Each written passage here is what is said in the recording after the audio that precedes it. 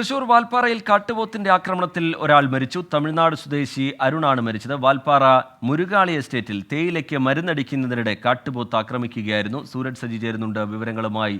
തൃശൂരിൽ നിന്ന് സൂരജ്, വന്യമൃഗങ്ങളുടെ ആക്രമണത്തിൽ ജീവൻ നഷ്ടമാകുന്നവരുടെ പട്ടികയിലേക്ക് ഒരാൾ കൂടി. വളരെ വേദനാജനകമായ സംഭവമാണ്. എന്താണ് ഇന്ന് സംഭവിച്ചത് സൂരജ്? വാൽപ്പാറയിൽ ഈ വന്യജീവി ആക്രമണം തുടർക്കഥയാകുന്നതിനിടയിലാണ് ഇപ്പോൾ ഒരു ജീവൻ നഷ്ടപ്പെടുന്നതിലേക്ക് സാഹചര്യങ്ങൾ കൊണ്ടുവന്ന് എത്തിച്ചിരിക്കുന്നത്.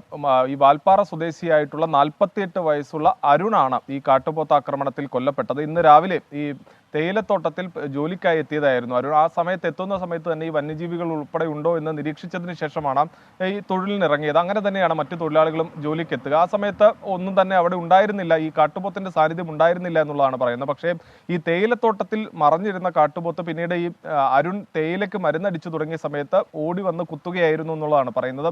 വയറ്റിലും തുടയിലും അടക്കം ഗുരുതരമായി പരിക്കേറ്റു. പിന്നീട് ഇദ്ദേഹത്തിന്റെ കരച്ചിൽ കേട്ട് ഓടിയെത്തിയ ആളുകളാണ് ഈ അരുണിനെ പിന്നീട് തൊട്ടടുത്ത ആശുപത്രിയിലേക്ക് മാറ്റിയത്. പക്ഷേ ആശുപത്രിയിൽ എത്തുന്നതിന് മുൻപ് തന്നെ അരുൺ മരിച്ചിരുന്നു എന്നുള്ളതാണ് ഈ പ്രദേശവാസികൾ അടക്കം ചൂണ്ടിക്കാണിക്കുന്നത്. എന്തായാലും തമിഴ്നാട് വനമേഖലയോട് ചേർന്ന പ്രദേശത്താണ് ഇപ്പോൾ ഈ സംഭവം ഉണ്ടായിരിക്കുന്നത്. തമിഴ്നാട് വനംവകുപ്പ് ഉദ്യോഗസ്ഥർ അടക്കം സ്ഥലത്ത് എത്തിയിട്ടുണ്ട്. വലിയ രീതിയിലുള്ള പ്രതിഷേധം അത് ഈ പ്രദേശവാസികളുടെ ഭാഗത്തുനിന്ന് ഉയരുന്നുണ്ട്. കാരണം ഇത്തരത്തിൽ ഈ ജനവാസ മേഖലയിലേക്ക് നിരന്തരം വന്യജീവികൾ ഇറങ്ങിയിട്ടും അത് തടയുന്നതിൽ ഈ വനംവകുപ്പ് ഉദ്യോഗസ്ഥർക്ക് കഴിയുന്നില്ല എന്ന് ചൂണ്ടിക്കാണിച്ചുകൊണ്ടാണ് പ്രതിഷേധം ഉയരുന്നത്. എന്തായാലും ഈ കുടുംബത്തിന് അർഹമായ നഷ്ടപരിഹാരം നൽകണം എന്നൊരു ആവശ്യം കൂടി ഇപ്പോൾ ഉയരുന്നുണ്ട്. T K.